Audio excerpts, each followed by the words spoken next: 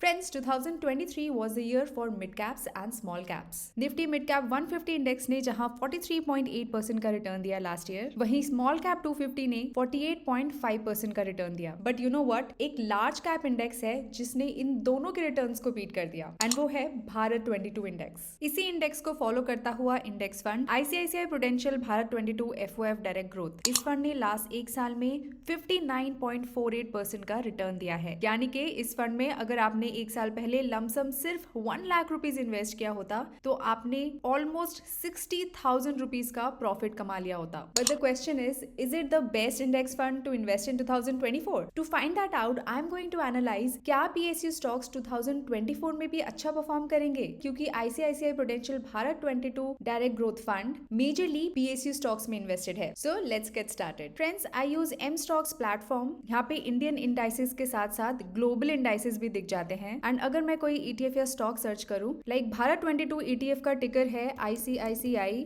B22, तो मैं यहाँ चार्ट्स पर क्लिक करके सेम प्लेटफॉर्म पर ही इसके चार्ट को भी एनालाइज कर सकती हूँ. बट सबसे पहले जानते हैं कि भारत 22 ईटीएफ क्या है. तो जैसे निफ्टी 50 एक इंडेक्स है, वैसे ही भारत 22 भी एक इंडेक्स है. And as the name suggest, इसमें 22 स्टॉक्स है. नवंबर 2017 में गवर्नमेंट ने 22 कंपनीज में अपने स्टेक को पब्लिक में सेल करने के लिए इस भारत 22 ईटीएफ को लॉन्च किया था. सो भारत 22 ईटीएफ में 3 तरीके के स्टॉक्स हैं: PSU companies, public sector banks and SUUTI companies like Axis Bank, Larsen and टर्बो एंड आईटीसी, जिनमें गवर्नमेंट के कुछ स्टेक्स हैं. ये fund majorly large cap fund है. सिर्फ 5.78% मिड कैप में इन्वेस्टेड है. हर एक सेक्टर में मैक्सिमम 20% एलोकेशन अलाउड है एंड हर एक स्टॉक का वेटेज मैक्सिमम 15% अलाउड है. ये जो 22 स्टॉक्स हैं, जब से ये लॉन्च हुआ है ईटीएफ, तब से लेके आज तक कभी भी चेंज नहीं किए गए. So proper buy and hold strategy follow होती है इसमें. साल में एक बार मार्च में इनकी वेटेज चेंज की जाती है बस. नाउ 2023 में ज्यादातर पीएसयू स्टॉक्स ने बहुत अच्छे रिटर्न्स दिए. भारत 22 ईटीएफ के ही कुछ स्टॉक्स लाइक एनटीपीसी ने लास्ट एक ही साल में 84% का रिटर्न दिया है. भारत इलेक्ट्रॉनिक्स ने 85% एंड सो ऑन. बट क्योंकि ऑलरेडी कुछ पीएसयू स्टॉक्स अच्छा परफॉर्म कर चुके हैं, so we need to analyse the performance of PSU stocks 2024. Now one of the major factors जो मार्केट को अफेक्ट करता है वो है फॉरेन इन्वेस्टमेंट. एक्सपेक्ट किया जा रहा है 2024 में यूएस पेंशन फंड का $3.5 बिलियन का इनफ्लो इंडिया में आ सकता है, क्योंकि इमर्जिंग कंट्रीज में मेजरली 2 ऑप्शंस है, India and China. And currently ज्यादातर कंट्रीज चाइना से अपनी डिपेंडेंसी हटाना चाहती है, which makes India the obvious choice for investment. अब FIIs mostly large cap companies में इन्वेस्ट करते हैं, विच मीन्स 2024 में हमें लार्ज कैप में तेजी नजर आ सकती है, which is a good thing for ICICI Prudential Bharat 22 fund of fund direct growth, because ये एक लार्ज कैप इंडेक्स फंड है. दूसरा मेजर फैक्टर जो इंडियन मार्केट्स को मेजरली अफेक्ट करेगा 2024 में,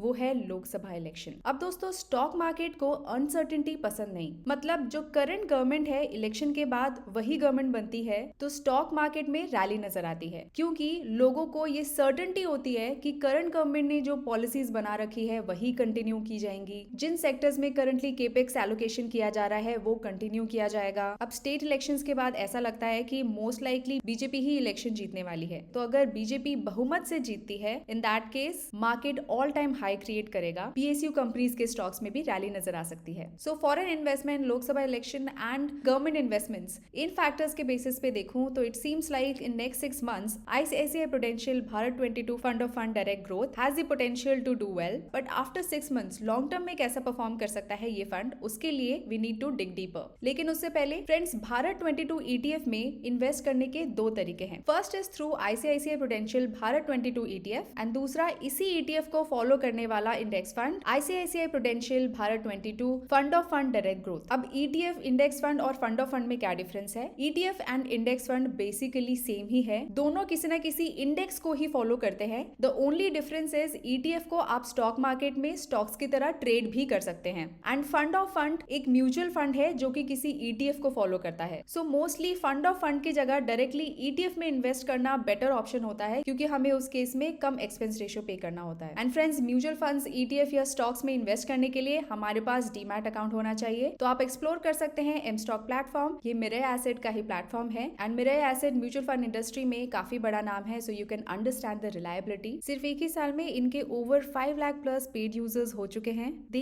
even have a turnover of 3.2 lakh crore.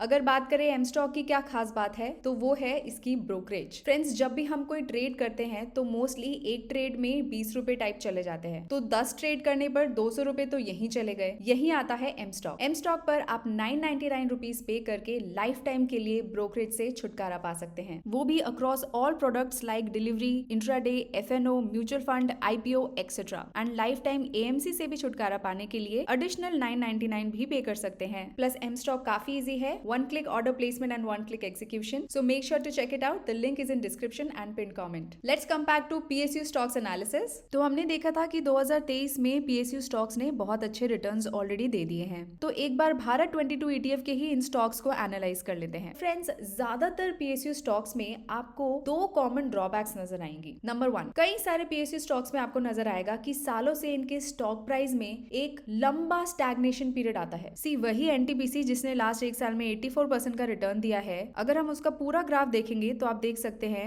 2007 में इसने 190 के प्राइस को हिट किया था। तब से लेके अब जाके 2023 में इसने वापस उस लेवल को रीगेन किया एंड क्रॉस किया, which is a big time period of waiting. Similarly अगर आप कोल इंडिया में देखेंगे तो 2015 में इस स्टॉक ने ऑल टाइम हाई हिट किया था एंड आज तक भी वो उस ऑल टाइम हाई तक पहुंच ही नहीं पाया है। सो ज्यादातर पीएसयू स्टॉक्स का जब आप ग्राफ देखेंगे तो आपको ये प्रॉब्लम नजर आएगी and you do not want कि आप इस हाई लेवल पे बाय करके फिर 10-20 साल ऐसे बैठे रह जाए लॉस में। पीएसयू स्टॉक्स में खासकर इसीलिए हमें ध्यान देना चाहिए ऑर्डर बुक्स पर। करंटली कुछ स्टॉक्स ने अच्छा रिटर्न ऑलरेडी दे दिया है, तो अगर आपको उसके फंडामेंटल्स में कुछ कमी नजर आती है तो आपको और इन्वेस्ट नहीं करना चाहिए उसमें। Now there is second type of drawback जो पीएसयू स्टॉक्स में आपको ज्यादातर नजर आएगी। भारत 22 ईटीएफ के ही स्टॉक्स पे ध्यान दे देते हैं, जैसे कि Bharat electronics. Sales and profit को देखेंगे तो आपके नोटिस में आएगा कि 10 सालों से सेल्स या रेवेन्यू ग्रोथ में कुछ ग्रोथ नहीं नजर आ रही है, बल्कि प्रॉफिट ग्रोथ मल्टीफोल्ड होता जा रहा है। Same goes with power grid corporation also. Revenue growth कुछ भी नहीं हो रही है बट प्रॉफिट ग्रो होता जा रहा है। नेशनल एल्यूमिनियम कंपनी लिमिटेड देख लेते हैं, इसमें लेटेस्ट रेवेन्यू के साथ साथ प्रॉफिट ग्रोथ भी गिर गया है, बट अदरवाइज आप देखें तो सालों से इसका भी सेल्स ग्रोथ कुछ नहीं है बट प्रॉफिट बढ़ता चला जा रहा था। तो फ्रेंड्स, जाहिर सी बात है कि जब प्रॉफिट मल्टीफोल्ड होगा तो स्टॉक प्राइस भी बढ़ेगी। वही देखने को मिला हमें रिसेंटली पीएसयू स्टॉक्स में। बट सवाल ये आता है कि आखिर जब रेवेन्यू ग्रो नहीं कर रहा तो प्रॉफिट कैसे ग्रो कर रहा है इन कंपनीज में? वेल फ्रेंड्स, रिसेंट कुछ सालों से गवर्नमेंट ने अपने बजट में डिसइन्वेस्टमेंट टारगेट सेट करना शुरू कर दिया है। इसमें बेसिकली गवर्नमेंट ये इनिशिएटिव लेती है कि वो अपने जो स्टेक्स हैं वो सेल कर दे और वो कंपनी प्रॉफिटेबल बन सके। बात करें पब्लिक सेक्टर बैंक्स, तो 2015 से government has become very serious in reducing the